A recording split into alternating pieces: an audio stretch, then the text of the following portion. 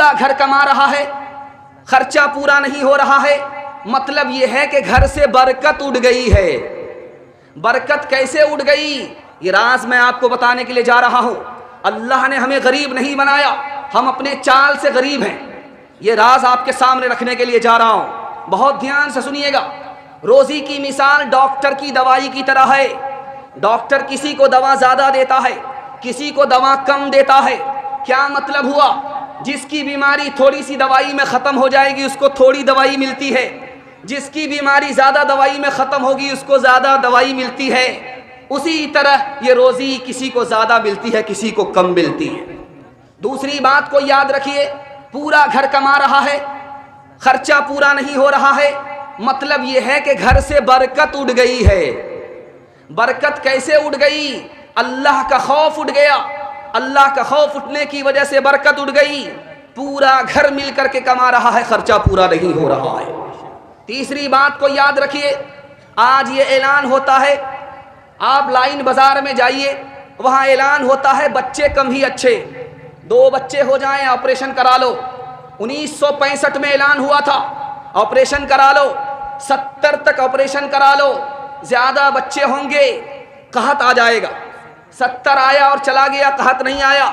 उसके बाद ऐलान हुआ कि 80 और 90 तक अगर लोगों ने ऑपरेशन नहीं कराया, बच्चे को कम नहीं किया, तो गरीब अमीर को खा जाएंगे। बल्कि और ज़्यादा खुशहाली आ गई, और ज़्यादा तरक्की आ गई। ख़ानदानी नस्बंदी, ऑपरेशन की बात क्यों आ रही है? जिसको खजान अल्लाह के ख़जाने पर भरोसा नहीं है, अपनी जेब पर भरोसा है, वही अपनी बीवी का ऑपरेशन करा रहा है। जिसको अल्लाह के ख़जाने पर भरोसा है उसको ऑपरेशन की कोई ज़रूरत नहीं है। अल्लाह के रसूल की खिदमत में एक जवान आया, घर में खर्चा कम है, कहा हज पर जाओ अल्लाह खर्चा बढ़ा देगा। कहा खर्चा कम है, का निकाह कर लो, का निकाह कर लिया, खर्चा कम है, का दूसरा निकाह कर लो, तीसरा निकाह कर लो। आज आबादी बढ़ेगी, मसला आबादी से नहीं है।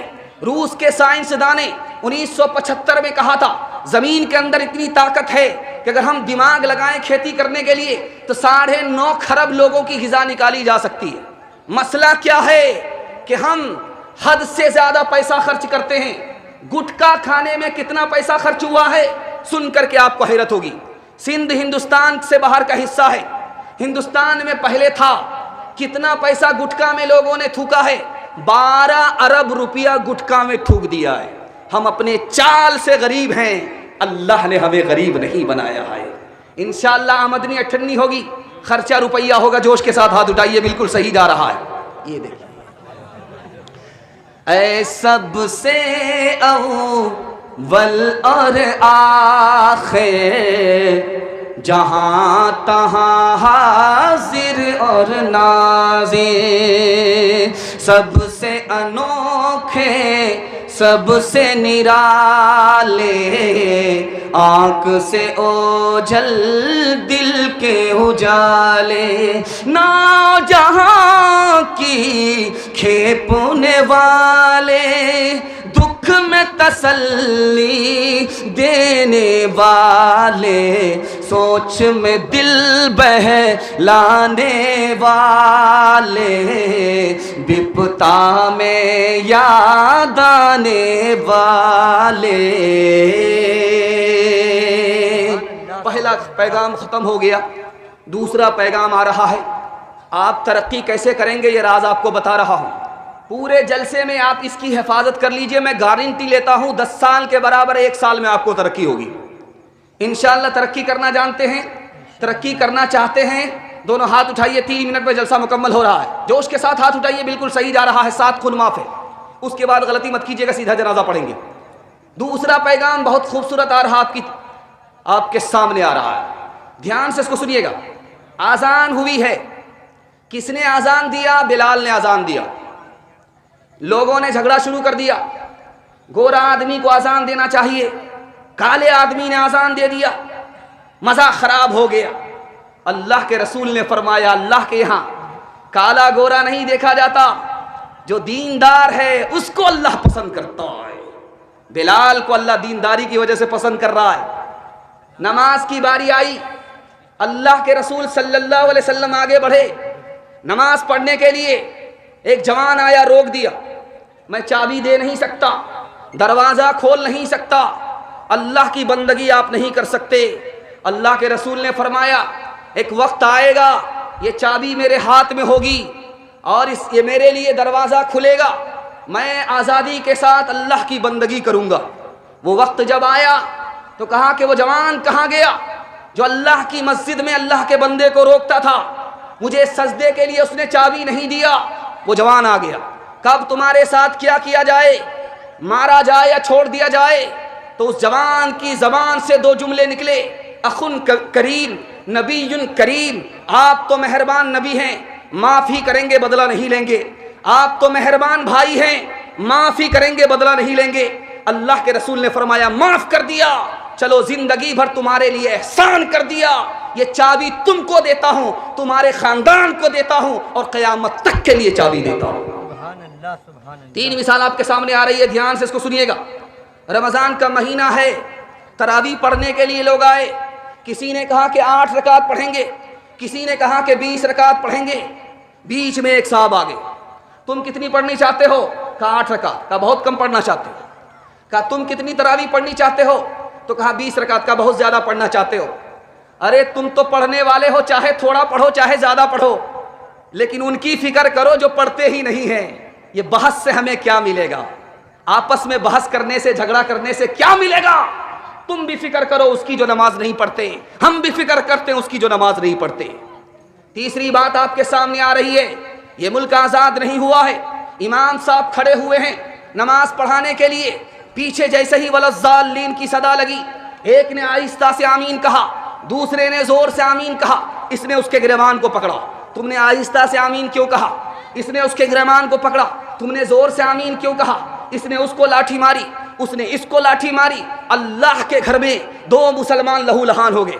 अदालत में मुकदमा आया, वकील को समझ में नहीं आया या आमीन किस जमीन का नाम है, या आमीन किस मकान का नाम है। 15 मिनट तक तो हाकिम को समझ ही में नहीं आया कि झगड़ा किस पर हुआ है। का या आमीन दुआ का नाम है, तो उस हाकिम ने जजमेंट लिखा, उससे हमारी अकल की पट्टी हट जाती है, हमको अपनी हकीकत मालूम हो जाती है। उसने लिखा कि आमीन की 3 किस्में हैं। एक आमीन आहिस्ता से, ये भी हदीस से साबित है। एक आमीन जोर से, ये भी हदीस से साबित है। एक तीसरी आमीन है आमीन बिशर, फितना उठाने के लिए कि मैं तुमसे अच्छा, तुम मुझसे अच्छा नहीं हो सकते। ये फितना उठाने के लिए आमीन है, ये न हदीस से साबित है। ये देवबंदी भी गुनहगार है, ये सलफी भी गुनहगार है। आखिरी मिसाल आपको सुनाता हूँ, पैगाम ख़त्म कर रहा हूँ। आप देखेंगे दिल्ली में एक मस्जिद है, उसका नाम लाल कुएं वाली मस्जिद है।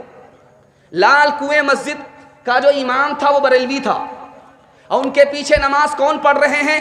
देवबंदी पढ़ रहे हैं। उस देवबंदी आलिम का नाम क्या है? हजरत नानोतवी नमाज पढ़ रहे। जब उन्होंने सलाम फेर करके देखा कि अच्छा नानोतवी नमाज पढ़ रहे, मैं तो इनको काफिर कहता था और ये मेरे पीछे नमाज पढ़ते हैं, मारे शर्म के पानी हो गया। हुजूर माफ़ कर दीजिए, मैं तो आपको काफिर कहता था, आप मेरे पीछे नमाज पढ़ते हैं, मुझे माफ़ कर दीजिए। आज मैं मारे शर्म के पानी पानी हो गया। मैं राज बता रहा हूँ, मरवाड़ी की तरह आपको तरक्की होगी, गुज्जर की तरह आपको तरक्की होगी, मेहता की तरह तरक्की होगी। 2 बात पर सिर्फ अमल करके देख लीजिए, 1 साल में 10 साल के बराबर तरक्की होगी। तरक्की करने के लिए तैयार हैं? दोनों हाथ उठाइए, इंशाल्लाह बिल्कुल सही जा रहा है। पहला काम, अगर हमारा भाई तरक्की कर रहा है उसकी टांग नहीं खींचेंगे। हमारा भाई कोई नीचे गिर रहा है, उसको सब सारे खानदान वाले मिल करके सपोर्ट करेंगे, मदद करेंगे। तो जैसे मारवाड़ी को तरक्की होती है उसी तरह आपको भी तरक्की होगी। घर का झगड़ा मारवाड़ी का यहाँ घर में हल होता, अदालत में नहीं जाता। हमारा मुकदमा घर के अंदर हल होगा, अदालत में नहीं जाएगा। जिस तरह मारवाड़ी को तरक्की होगी उसी तरह हमको तरक्की होगी। इंशाअल्लाह हम अपने भाई को माफ करेंगे जब मुकदमा हार जाएंगे। हाथ उठाइए इंशाअल्लाह। ये देखिए, अपनी मिल्लत पर कयासक वाम मगरिब से न कर, खास है तरकीब में तो में रसूल हाशमी, उनकी जमईयत का है मुल्को नसब पर इन इंहिसार, क़ुव्वते मज़हब से मुस्तहकम है जमईयत तेरी। दामने दी हाथ से छूटा तो जमईयत कहाँ, दामने दी हाथ से छूटा तो जमईयत कहाँ, और जमईयत हुई रुख़सत तो मिल्लत भी गई। तीसरा पैगाम सीरत के हवाले से आ रहा है। जलसा आपका तेजी से निकल रहा है, इसलिए कि आप मोहब्बत से सुन रहे हैं, मैं आपको मोहब्बत से सुना रहा हूँ। अल्लाह दोनों की मोहब्बत को सलामत रखे। सुनने के लिए तीसरा पैगाम तैयार है? दोनों हाथ उठाइए। इंशाअल्लाह आप सोचेंगे हाथ उठा करके हाथ में दर्द हो जाएगा। मैं इसलिए हाथ उठाने के लिए कह रहा हूँ ताकि आपको नींद का झटका तक ना आए, मेरे पैगाम की हिफाजत हो जाए। ध्यान से इसको सुनिएगा जो मैं आपको सुनाने के लिए जा रहा हूँ। हमारे नबी मस्जिद में आए, देखा एक जवान सो रहा है। हजरत अली से कहा कि जगा दो। हजरत अली ने जगा दिया। कहा या रसूल अल्लाह, आप पहले आए थे, आपने जवान को पहले नहीं जगाया। मुझसे कहा कि जगा दो। का जागने वाला आदमी बड़बड़ाता है, अगर मैं जगाता वो बड़बड़ाता, मेरी शान में बेअदबी हो जाती, ईमान जाने का खतरा था। सामने से सहाबी गुजरा, सलाम किया, अल्लाह के रसूल ने जवाब नहीं दिया। वो सहाबी मायूस होकर के जा रहा। अल्लाह के रसूल ने सोचा कि शायद सोच रहा होगा कि नबी हमसे नाराज, इसलिए मायूस होकर के जा रहा। बुलाया, कहा देखो मैं तुमसे नाराज नहीं हूं, बल्कि बात यह थी कि तुमने जिस वक्त मुझे सलाम किया था उस वक्त मेरा वजू नहीं था। सलाम अल्लाह का नाम है, मैं नहीं चाहता था कि अल्लाह का नाम मेरी जबान से अदा हो, मेरा वजू तक ना हो। तीसरी मिसाल आपके सामने लेकर के आ रहा हूं, ध्यान से इसको सुनिएगा। आजान, मस्जिद से आजान की सदा लगी। हजरत आयशा सामने आ गई। अल्लाह के रसूल ने पूछा कि तू कौन है? कहा मैं आयशा। कहा तू कौन आयशा है? कहा अबू बकर की बेटी हूं। कहा कौन अबू बकर की बेटी है? कहा अबू कहाफा के बेटे। कहा कौन अबू कहाफा के बेटे? डर के मारे भाग गए। बाद में आकर के पूछा या रसूल अल्लाह, मैं आपकी बीवी आयशा, आपने मुझे नहीं पहचाना। यारे गार अबू बकर, आपने अबू बकर को नहीं पहचाना। मेरे दादा अबू कहाफा, आपने अबू कहाफा को नहीं पहचाना। उस मौके से अल्लाह के रसूल ने फरमाया है आयशा, जब मस्जिद से अजान की सदा लगती है तो मैं किसी को नहीं पहचानता, सिर्फ खुदा को पहचानता हूं। 4 तरीके से इंसान सोता है, एक ही तरीका सुन्नत के मुताबिक है, 3 तरीके सुन्नत के खिलाफ है। एक तरीका सोने का आदमी चित सोता है, ये सुन्नत के खिलाफ क्यों है? ये हारने वाले की हालत है। जब अखाड़े में पहलवान लड़ते हैं, जो 4 चित हो जाता है वो हार जाता है। नबी ने हारने वाले की हालत पसंद नहीं किया, जीतने वाली की हालत को पसंद किया, इसलिए सुन्नत के खिलाफ है। दूसरा तरीका, आदमी पेट के बल सो रहा है, पीठ ऊपर है पेट नीचे है, ये सुन्नत के खिलाफ क्यों है? ये जहन्नम में जाने वाले की हालत है। नबी ने जन्नत में जाने वाले की हालत को पसंद किया, जहन्नम में जाने वाले की हालत को पसंद नहीं किया, इसलिए यह तरीका सुन्नत के खिलाफ है। तीसरा तरीका है, बाईं करवट पर आदमी सो रहा है, उसी तरफ दिल है, कान भी बंद हो जाते, आंख भी बंद हो जाती है, नींद ज्यादा आती है, मस्जिद से अजान की सदा आदमी सुन नहीं पाता, इसलिए सुन्नत के खिलाफ है।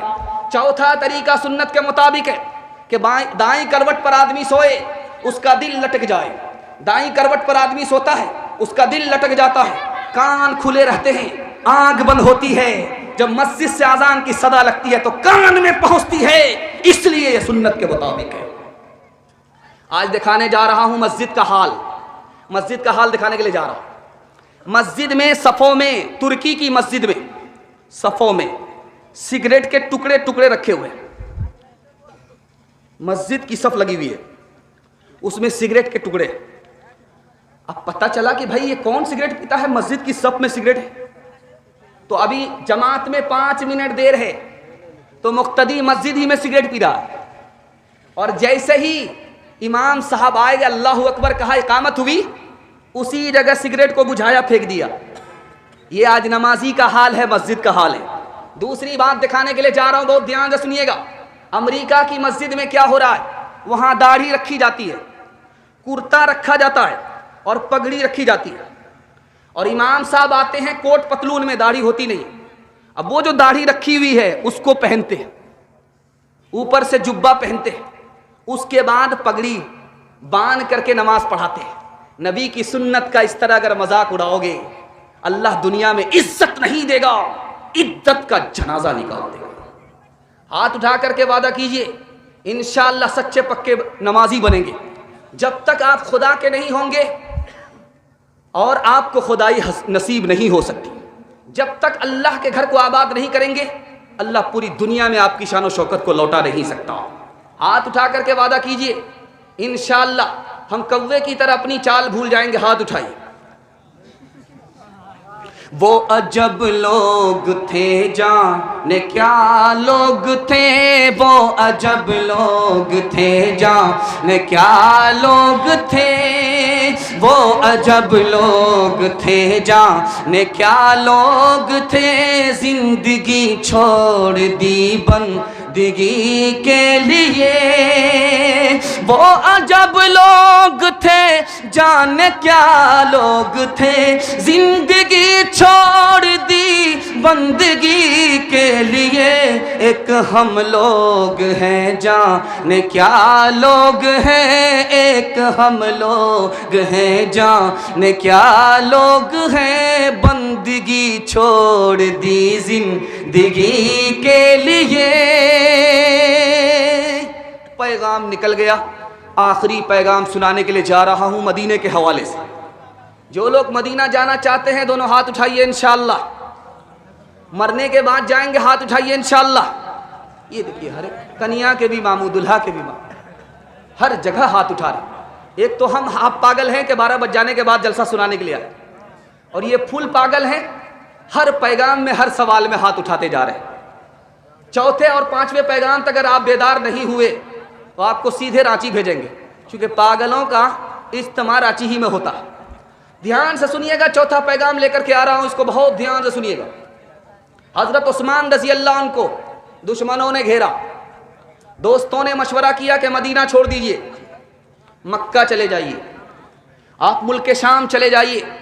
उनका जवाब सुनाने के लिए जा रहा हूं, इसको बहुत ध्यान से सुनिएगा। जलसा बिल्कुल आधा निकल चुका है, सिर्फ थोड़ा बाकी है। पेशाब पखाना रोक करके बैठेंगे, हाथ उठा दीजिए इंशाअल्लाह। ये जलसा खराब नहीं होगा। पेशाब पखाना लगे 9-11 हो जाइएगा। ध्यान से सुनिएगा। हजरत उस्मान को दुश्मनों ने चारों तरफ से घेरा है। दोस्तों ने कहा आप मदीना छोड़ दीजिए, मक्का चले जाइए, मुल्क शाम चले जाइए। हजरत उस्मान का जवाब सुनिए। आशिक रसूल बनना है तो ऐसा आशिक बनना है। क्या कहते हैं, मैं मक्का जा सकता हूं, मैं मुल्क शाम जा सकता हूं, लेकिन नबी के शहर से महरूम हो जाऊंगा। मैं तो जान दे सकता हूं, नबी का शहर छोड़ नहीं सकता। दूसरी मिसाल आपके सामने आ रही है। पानी बरस नहीं रहा है, मदीने के सारे लोग परेशान हैं। हजरत आयशा रजी अल्लाह अन्हा के पास लोग आए कि मदीने में बारिश नहीं हो रही, कैसे बारिश होगी? कहा 1 मिनट में बारिश होगी, आसानी से बारिश होगी, मूसलाधार बारिश होगी। करना यह है, नबी का जो रोज़ा है, नबी की जो कब्र की छत है, उसमें सुराख कर दो, अल्लाह को जोश आएगा, बारिश होगी। अभी सुराख करने का इरादा लोगों ने किया, मूसलाधार बारिश होगी। तीसरी मिसाल आपके सामने रखने के लिए जा रहा हूं। लोग मदीने से आते हैं, घड़ी लेकर के आते, लोग मदीने से आते हैं, टार्च लेकर के आते हैं, और आपको तस्बीह देते हैं कि ये लीजिए, मदीने से लेकर के आ रहा हूं। आपको लोग सुरमा देते हैं, मदीने से लेकर के आ रहा हूं। आप उसमें देखते हैं कि ये तो मेड इन चाइना है, ये तो मेड इन तुर्की है, ये तो मदीने की चीज़ नहीं है। ऐसा कभी मत सोचिएगा, उसको आंख से लगाइए। रशीद अहमद गंगोही रहमतुल्लाह अलैह फरमाते, ओ अल्लाह के बंदे, वो चाइना का ज़रूर बना हुआ है, लेकिन उसको मदीने की हवा लगी हुई है। चौथा नमूना आपकी खिदमत में आ रहा है। यहाँ के गैर मुस्लिम पंडित जी ने सवाल किया कि जब हिंदुस्तान से हवा मदीना जाती है तो गर्म हो जाती है, हिंदुस्तान से जो मदीना जाती है हवा वो ठंडी होती है, और जो मदीने से हिंदुस्तान हवा आती है वो गर्म हो जाती है। देखिए हजरत नानोतवी ने कितना प्यारा जवाब दिया। दुआ फरमाइए अल्लाह उनकी कब्र को नूर से भर दे। सवाल पूछा, हिंदुस्तान से जो हवा मदीना जाती है वो ठंडी होती है, बिल्कुल ठंडी हवा होती है, चूंकि पूरब से पश्चिम जा रही है, ठंडी हवा होती है। और जब मदीने से हवा हिंदुस्तान आती है तो गर्म हो जाती है, पश्चिम की हवा, पश्चिम की हवा गर्म होती है, पूरब की हवा ठंडी होती है। हजरत नानोतवी ने जवाब दिया, बात यह है, जो हवा पूरब से हिंदुस्तान से मदीना जाती है वो खुश हो जाती है कि नबी के शहर जा रही हूँ, नबी से मुलाकात करने जा रही हूँ, उसकी आँख भी ठंडी हो जाती, उसका दिल भी ठंडा हो जाता। हवा नबी के शहर का नाम सुनकर के ठंडी हो जाती है, लेकिन जब वही हवा मदीने से हिंदुस्तान की तरफ आती है उसको गम होता है कि नबी के शहर से जुदा हो रही हूँ, इसलिए उसका दिल जल भुन जाता है, वो गर्म हो जाती है, ठंडी नहीं रहती है। 2-3 मिसाल पैगाम को ख़त्म कर रहा हूँ, ध्यान से इसको सुनिएगा, बहुत ध्यान से सुनिएगा। सोना आपके घर में होगा, उसको हाथ में लेकर के आप मसलिए, यूं करके मसलिए, उसके बाद नाक से लगाइए, बदबू आती है। आप तजर्बा करके देखिएगा। सोना है घर में, औरतों का जेवर है, ले करके हाथ पर रखिए, हाथ पर ले करके उसको मसलिए तो सोने से बदबू आती है। और कीजिए, सोना सबसे ज़्यादा कीमती हाथ पर लेकर के मसल देते हैं, उससे बदबू आती है। वही सोने की मोहब्बत अगर दिल के अंदर उतर गई तो दिल कितना बदबूदार हो जाएगा। दूसरी बात को याद रखिए, हमारा दिल जिंदा है या मुर्दा है कैसे पता चलेगा? अगर बयान से जलसा से जाग जाता है तो इसका मतलब है कि सो रहा था। अगर जलसा के बाद भी हम सुधरते नहीं हैं तो इसका मतलब है कि यह दिल सोया हुआ नहीं है। सोया हुआ होता तो जलसे से जाग जाता, ये मर गया है इसलिए जलसे के बाद भी जाग नहीं रहा है।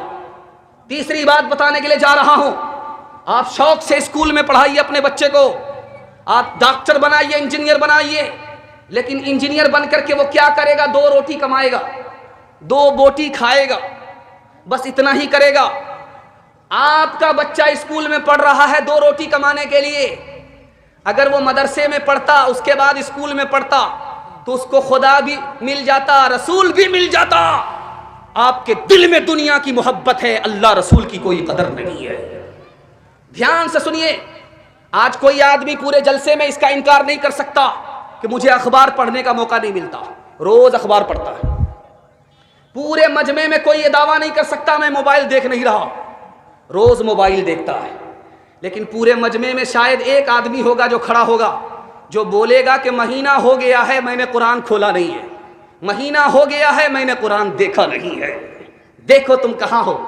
ध्यान से सुनिएगा, मैं सुनाने के लिए जा रहा हूं। आज एक आदमी को खड़ा कर दीजिए मेरे सामने, मैं उससे सवाल करूंगा कि तुम कौन हो? वो बोलेगा खुदा का बंदा। लेकिन वो कब आता है नमाज पढ़ने के लिए रमजान में? वो कब आता है नमाज पढ़ने के लिए जनाजा? गौर कीजिए, खुदा का बंदा कैसा है वो। अगर हम आपको खड़ा करके पूछें आपका नबी कौन है, तो आप डायरेक्ट दावे से बोलेंगे, सटासट बोलेंगे, फटाफट बोलेंगे कि मैं आखिरी नबी का उम्मती हूं। लेकिन सुन्नत पर कितना खड़ा है इसको कोई साबित नहीं कर सकता। ये देखिए कि दुनिया की मोहब्बत ने हमें कहां पहुंचाया। हमें खुदा से भी दूर कर दिया, नबी से भी दूर कर दिया, कुरान से भी दूर कर दिया। आज सच्चा पक्का वादा कीजिए, अपने खुदा को सीधे रमजान में, अपने नबी को सीधे रबीउल अव्वल में, और अपने कुरान को सीधे जनाजे पर याद रखेंगे। हाथ उठाइए इंशाअल्लाह। ये देखिए, अब बताइए किया जाए। मैं आपके दिमाग को टटोलने के लिए बराबर सवाल जड़ता रहता ताकि मेरा पैगाम ज़ाय ना हो जाए। यह आखिरी पैगाम सीरत का था, मैं सुना रहा हूँ। दिल से दुआ देता हूँ अल्लाह हमें बेदार फरमाए। बंदगी से हमें तो मतलब है, हम सवाबो अजाब क्या जाने, किसमें कितना सवाब मिलता है, इश्क वाले हिसाब क्या जाने। या रब दिल मुस्लिम को वो जिंदा तमन्ना दे। या रब दिल मुस्लिम को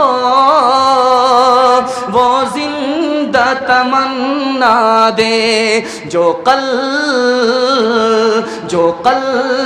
को गरमा दे, जो रूह को तड़पा दे। इस दौर की जुल्मत में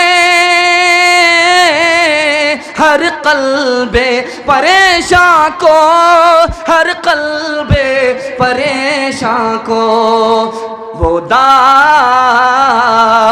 दाग मोहब्बत दे, जो चांद को शर्मा दे। औरतों के हवाले से बड़ी तेज़ी के साथ 3 पैगाम लेकर के आ रहा हूँ। सुनने के लिए आप लोग मुकम्मल तैयार हैं? नमक तेज़ होगा, लाठी से खबर लेंगे, हाथ उठाइए इंशाअल्लाह। ये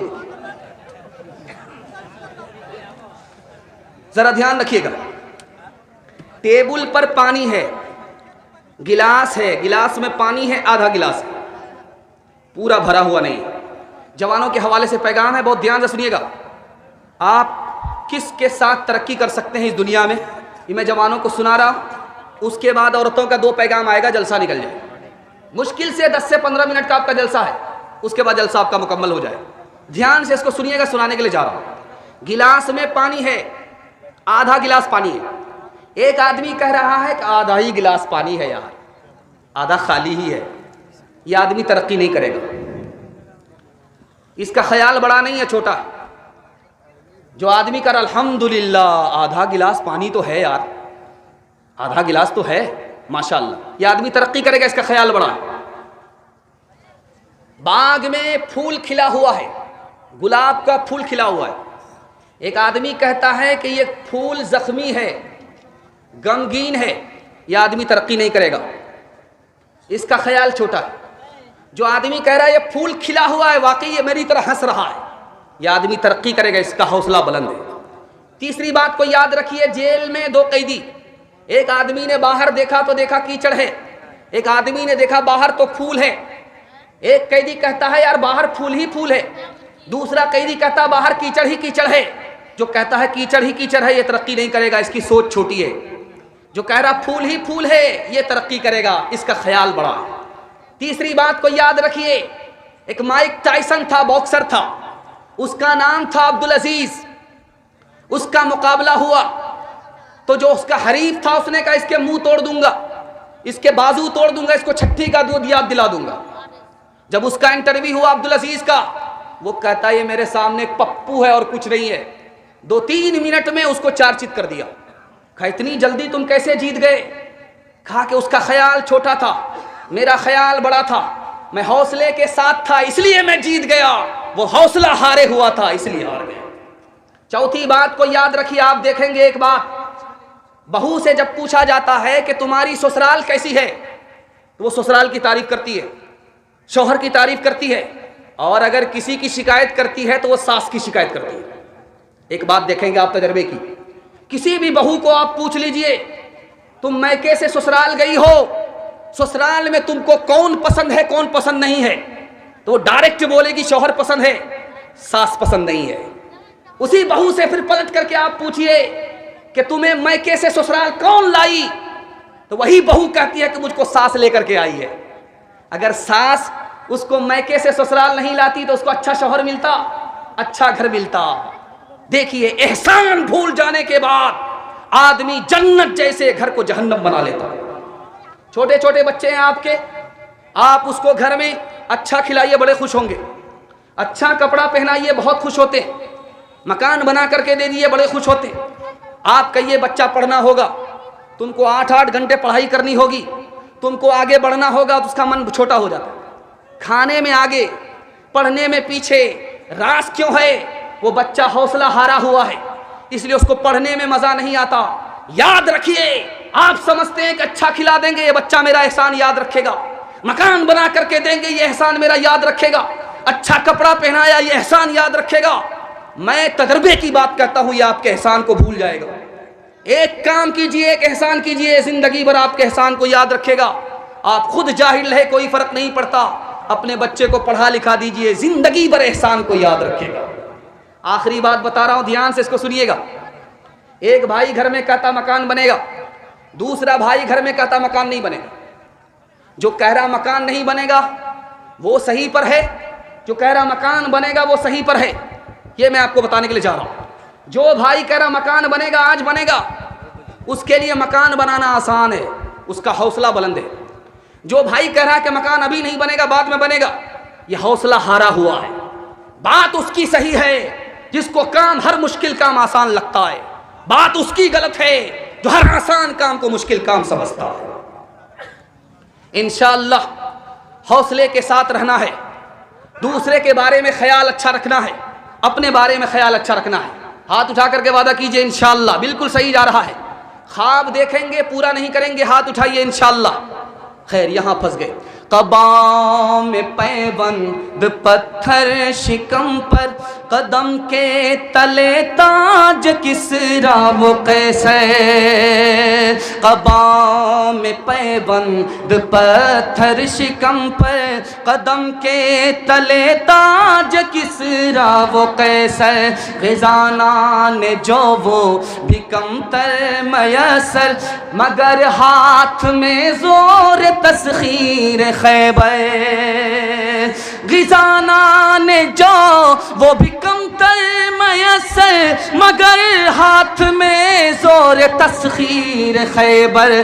कभी अहल ईमान की पहचान ये थी, कभी अहल इस्लाम की शान ये थी। जरा ध्यान से रुकिएगा, माँ बाप के हवाले से सुना रहा हूं, इसको ध्यान से सुनिएगा। दुनिया में, बाजार में आपको हर चीज मिल जाएगी, लेकिन एक चीज नहीं मिलेगी। वो पैगाम मैं आपको रखने के लिए जा रहा हूं। ये बगल में वचट्टा बाजार है, आप 100 मरतबा जाइए, हर चीज आपको इस बाजार में मिल जाएगी, लेकिन एक चीज नहीं मिलेगी। उस चीज का नाम है माँ बाप की मोहब्बत, माँ बाप का खुलूस। ये दुनिया के किसी बाजार में आपको नहीं मिलेगा। ध्यान से सुनिएगा, अभी मैं आपको जलसा सुना रहा हूं, आप जलसा सुन रहे, थोड़ी देर में जलसा खत्म हो जाएगा। लोग कहेंगे यार बड़ा मजा आया जलसे में, लेकिन एक बात कहने के लिए जा रहा हूं, जलसा सुनने से भी ज्यादा मजा कौन से काम में आता है? नमाज में भी नहीं आता, रोजा रखने में भी नहीं आता, और कुरान की तिलावत में भी नहीं आता, जलसा सुनने में भी नहीं आता। एक काम में जितना मजा आता है किसी काम में नहीं आता। अल्लाह के घर पहुंचकर अल्लाह के घर के तवाफ करने में जितना मजा आता है किसी काम में मजा नहीं आता।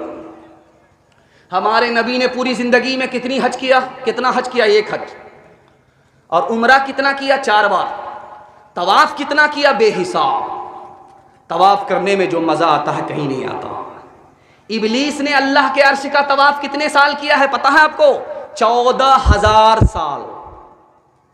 इबलीस ने अल्लाह के अर्श का तवाफ कितने हजार साल किया है?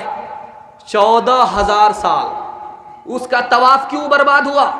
दूसरे की तरक्की से जलने लगा, उसका तवाफ ही बर्बाद हो गया। आप सोचते हैं कि नमाज पढ़ लेंगे, दूसरे की तरक्की से जलते हैं, कोई फर्क नहीं पड़ेगा, आपकी नमाज बर्बाद हो जाएगी। तीसरी बात को याद रखिए जो सुनाने के लिए जा रहा है, उसको बहुत ध्यान से सुनिएगा। माँ बूढ़ी है, चल नहीं सकती, बेटा उसको अपनी पीठ पर बिठा करके चल रहा, तवाफ कर रहा है। 1 साल किया, दूसरे साल किया, 3 साल किया, 7वां साल चल रहा। एक बड़े मियाँ ने पूछा कि बेटा कितने साल से आ रहे हो? माँ को कितने साल से हज करा रहे हो? का 7 साल से। तो कहा कि सुभान अल्लाह। तो बच्चा पलट करके कहता है कि चचा जान ये बताइए, 7 साल से मैं अपनी माँ को पीठ पर ढो रहा हूँ, अल्लाह के घर का तवाफ करा रहा हूँ, माँ के दूध का हक अदा हुआ कि नहीं हुआ? का बेटा दूध हक के अदा करने की बात कर रहे हो? तुम्हारी माँ गरीब थी, उसको एक ही बिस्तर था, तुम उस वक्त जवान नहीं थे, दूध पीता बच्चा थे, तुमने रात में पखाना कर दिया, पेशाब कर दिया, तुम्हारी माँ के पास दूसरा बिस्तर नहीं था, तुम्हारी माँ ने मीठी नींद से उठ करके तुम्हारे बिस्तर के पखाने को साफ किया, पेशाब को साफ किया, जाड़े का दिन था, दूसरा बिस्तर नहीं था, तुम्हारी माँ ने तुमको सीने पर सुलाया, खुद गीले बिस्तर में सो गई, अभी तो उस 1 रात का हक अदा नहीं हुआ है, तुम दूध का हक कैसे अदा कर सकते हो? बहू आई है ससुराल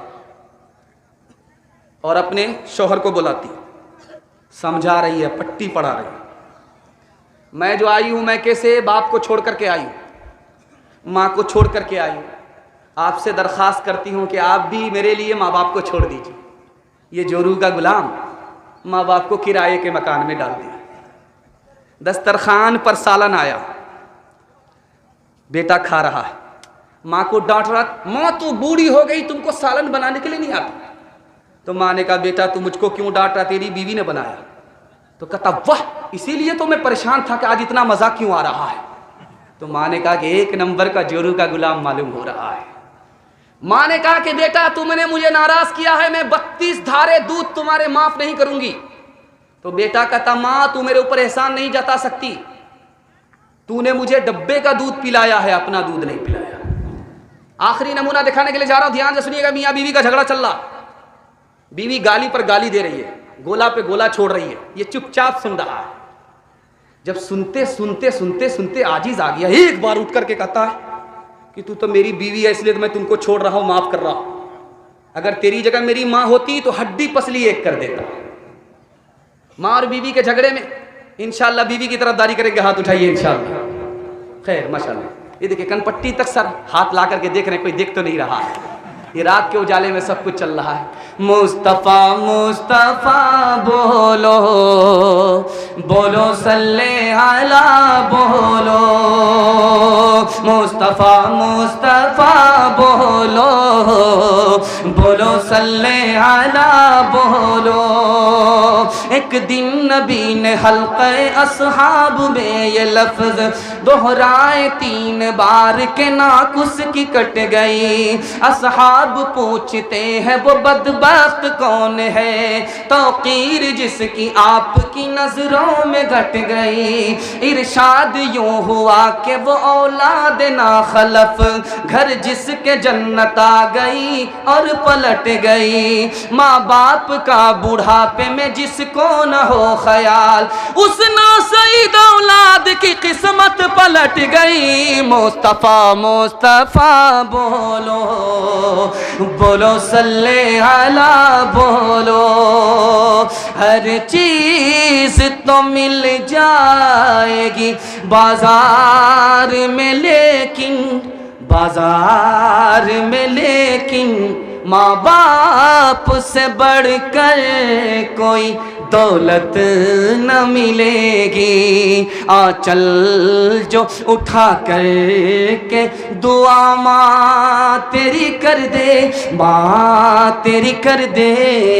दुनिया हो या उक़बा कहीं जिल्लत न मिलेगी। बिल्कुल सही जा रहा है। बीवी से पूछ करके माँ बाप को खर्चा देंगे, हाथ उठाइए इंशाअल्लाह। ये देखिए, अगर मैं कह दूं तो भी उठा लेंगे। ध्यान से सुनिएगा, आखिरी पैगाम सुना करके जलसे को मुकम्मल कर रहा हूं। माशाअल्लाह बेदार होने वाले लोग ज़्यादा, जो बेदार कम है उनकी तादाद कम हो गई है। अल्लाह का शुक्र है, जलसा ख़त्म होने जा रहा है और मजमा 90% बेदार हो चुका है। आप जागने वाले हैं, अल्लाह से दुआ करता हूँ अल्लाह आपको मुक़द्दर का पाने वाला बना दे, मुक़द्दर से महरूम न फरमाए। ध्यान से सुनिएगा, आखिरी पैगाम सुना रहा हूँ बहुत ध्यान से। 1996 की रिपोर्ट आई, फिल्म देखने की वजह से 25% औरत आवारा हो गई। फिल्म देखने की वजह से 25% औरत आवारा हो गई। 56% औरत आवारा लोगों की मजलिस में बैठने लगी फिल्म देखने की वजह से। इतनी बड़ी तादाद, फातिमा नहीं रही, आयशा नहीं रही, फिल्मी हीरोइन बन गई। एक बात और याद रखिए नुक्ते की, लड़का अपनी पसंद से शादी कर रहा, लड़की अपनी पसंद से शादी कर रही है, माँ बाप की पसंद के खिलाफ।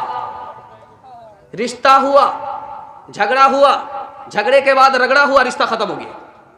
क्यों खत्म हुआ ये राज सुनिए। लड़का फिल्म बाज था, लड़की फिल्म बाज थी। इस ख्याल से शादी किया था कि ये लड़की फिल्मी हीरोइन होगी। लड़का इस ख्याल से शादी कर रहा कि लड़की हीरोइन होगी। लड़की इस ख्याल से शादी कर रही कि लड़का फिल्मी हीरो होगा। जोश में शादी किया था, होश नहीं था। जब जोश ठंडा हुआ, करीब आए, तो अब एक दूसरे की कमी नजर आने लगी। अब लड़की को समझ में आया कि लड़का हीरो नहीं है, तो 1 नंबर का उल्लू का पट्टा है, जीरो है। अब लड़की को समझ में आया कि हमको उल्टा सीधा लड़का मिल गया, ये तो बेवकूफ़ है, ये तो जाहिल है, ये तो कमीना है, इसने हमारे साथ धोखा किया। अब वहां से झगड़ा शुरू हुआ, वहां से रगड़ा शुरू हुआ, रिश्ता ही खत्म हो गया। हाथ जोड़ करके मैं आपसे कहता हूं, अगर फेसबुक में कोई लड़की आपसे कॉल करे, अगर व्हाट्सएप पर कोई लड़की आपसे बात करे, समझ जाइए ये पॉकेट मार लड़की है। इसको पता चल गया है कि आप मालदार आदमी हैं, आपके पास पैसा है, जमीन है, दुकान है, ये पॉकेट मार लड़की है। शादी के बहाने से या आपके पैसे की मालिक हो जाएगी, शादी के बहाने से या आपके मकान की मालिक हो जाएगी, शादी के बहाने से या आपकी जमीन की मालिक हो जाएगी। जब ये सब कुछ निगल जाएगी तो लात मारेगी, आप धोबी के गधे से भी बदतर होंगे, ना घर के रहेंगे ना घाट के रहेंगे। हाथ जोड़ करके मैं आपसे कहता हूं, हमारे बाप की अगर दाढ़ी पकती है तो धूप में नहीं पकती, तजर्बे से पकती है। माँ बाप अगर शादी कराएंगे तो पक्की शादी होगी, ये जिंदगी भर के लिए घर जन्नत बन जाएगा। इंशाअल्लाह माँ बाप की पसंद से शादी करेंगे, हाथ उठा दीजिए इंशाअल्लाह। तीसरी बात को याद रखिए जो मैं आपके सामने करने के लिए जा रहा हूं। 52% मर्द जापान में, उनसे पूछा गया, जल्दी से जलसा निकल रहा आपका, ध्यान इधर रखिए, डिस्क ब्रेक मार करके इधर तवज्जो कीजिए। जलसा आपका निकल रहा, आपने दिल खुश कर दिया। मैं मेहमान खाने में घबराया हुआ था कि पता नहीं जलसे का क्या हाल होगा, चिरागी मुरादी के सिवा और कुछ नहीं मिलेगा, कुरान खानी पढ़ करके मुर्दों को सवाब बख्शना होगा, उसके बाद निकल जाना होगा। लेकिन अल्लाह का शुक्र है ये जिंदा मजमा मिला है। दिल से दुआ करता हूँ अल्लाह आपके ज़मीर को जिंदा फरमाए। अगर आपकी जवान बेटी घर में है, गैब से मुनासिब जोड़े का अल्लाह इंतजाम फरमाए। ध्यान से सुनिएगा, तीसरी बात सुनाने के लिए जा रहा हूँ। जापान में 52% मर्द से पूछा गया तुम अपने मर्द होने पर खुश हो, तो उसने कहा नहीं। अरे तुम्हारा दिमाग खराब हो गया, तुम मर्द हो, अल्लाह ने मर्द बनाया, तुम मर्द होने पर खुश नहीं हो। कैसे लिए खुश नहीं हो कि महीने की पहली तारीख में तनख्वाह मेरी जेब से निकल करके मेरी बीवी के संदूक में चली जाती है, मैं कहीं का नहीं रहता हूँ। हाथ जोड़ करके मैं आपसे एक बात कहता हूँ, तनख्वाह अपनी बीवी के हवाले मत कीजिए, वरना माँ बाप को भी खर्चा बीवी से पूछ करके देना पड़ेगा। आप मालिक नहीं होंगे, आप जोरू के गुलाम।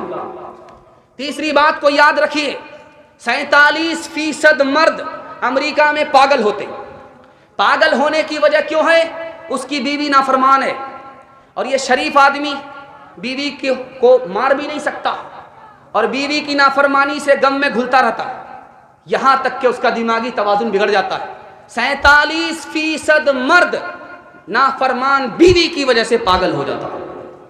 2-3 बात को याद रखिए, अगर आप अपनी बेटी को कामयाब बनाना चाहते हैं तो 2 चीज़ों पर ध्यान दीजिए।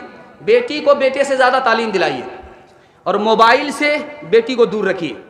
इंशाअल्लाह आपकी बेटी को अल्लाह फातिमा का नमूना बनाएगा और आयशा का नमूना बनाएगा। ध्यान से सुनिएगा, ध्यान से। डांस चल रहा है, डीजे का डांस चल रहा है। शादी में डीजे आया, डीजे पर डांस हो रहा है। 12 साल की लड़की है, डांस कर रही है। एक आदमी बोला वाह वाह, अरे लड़की तूने क्या कितना अच्छा डांस किया। तो बगल का एक आदमी बोलता है कि वो लड़की नहीं है, वो लड़का। तो कहता मैडम माफ कीजिएगा, हमसे भूल हो गई। कहा मैं मैडम नहीं हूं, मैं उसी लड़के का बाप। ध्यान से सुनिएगा, दूसरी मिसाल आपकी खिदमत में लेकर के आ रहा हूं। लंदन के सिनेमा हॉल में लड़कियां भी आई हैं फिल्म देखने के लिए यार के साथ। फिल्म देखने के लिए यार के साथ आई हैं, अपने शौहर के साथ नहीं, यार के साथ। मैनेजर खड़ा हुआ, ऐलान किया कि एक औरत अपने यार के साथ फिल्म देखने के लिए आ गई है। उसके शौहर ने थाना में कंप्लेन कर दिया है, मैं लाइट 5 मिनट के लिए बंद करता हूं, वो औरत चुपके से निकल जाए। मैनेजर ने ऐलान किया, लाइट को बंद किया 5 मिनट के लिए। उसके बाद जो लाइट ऑन किया तो पूरा सिनेमा घर खाली हो गया। तीसरी मिसाल आपके सामने आ रही है, इसको ध्यान से सुनिएगा। जीजे का जान से चल रहा है। एक लड़की ने मिसरा पढ़ा है, खुदा जाने के किस्मत में हमारी क्या लिखा होगा, खुदा जाने के किस्मत में हमारी क्या लिखा होगा, खुदा जाने के किस्मत में, खुदा जाने के किस्मत में हमारी क्या लिखा होगा। एक जवान खड़ा हुआ, उसने कहा कि खुदा तो तुमको मरने के बाद बताएगा, मैं अभी बता देता हूं कि तुम्हारी किस्मत में क्या लिखा होगा। तुम अपना मिसरा पढ़ो, मैं जवाब देता हूं। खुदा जाने के किस्मत में हमारी क्या लिखा होगा। लड़का आया, उसने कहा गले में तोक लानत का, गले में तोक लानत का, सवारी को गधा होगा, गले में तोक लानत का, सवारी को गधा होगा। शादी में झूम झूम कर ढोलक बजाएगी, नाचेगी और गाएगी, एक टिंग दिखाएगी। शादी में झूम झूम कर ढोलक बजाएगी, नाचेगी और गाएगी, एक्टिंग दिखाएगी। ज़िक्रे खुदा रसूल की फुर्सत नहीं रही, भी फातिमा सी अब कोई औरत नहीं रही। किरदार बद पे खुद ही वो गुस्से में आएगी, शौहर दिखाए डंडा तो ये झाड़ू दिखाएगी। किरदार बद पे खुद ही वो गुस्से में आएगी, शौहर दिखाए डंडा तो झाड़ू दिखाएगी। कासिर इसीलिए तो कोई बरकत नहीं रही, भी फातिमा से अब कोई औरत नहीं रही। जलसा खत्म हो गया। अब मैं आपसे 3 वादा लेना चाहता हूँ। 3 वादा दीजिए। मैं आपको इस जलसे से उम्मीद दिलाता हूँ कि अल्लाह इस जलसे को ज़िंदगी भर के लिए कामयाब कर देगा। और 3 काम छोड़ दीजिए, आपको तावीज़ लेने की ज़रूरत नहीं पड़ेगी, आपके घर में आफत नहीं आएगी। 3 काम छोड़ दीजिए। आफत आती है हराम कमाने की वजह से, आफत आती है गुनाह करने की वजह से, आफत आती है गलत माहौल की वजह से।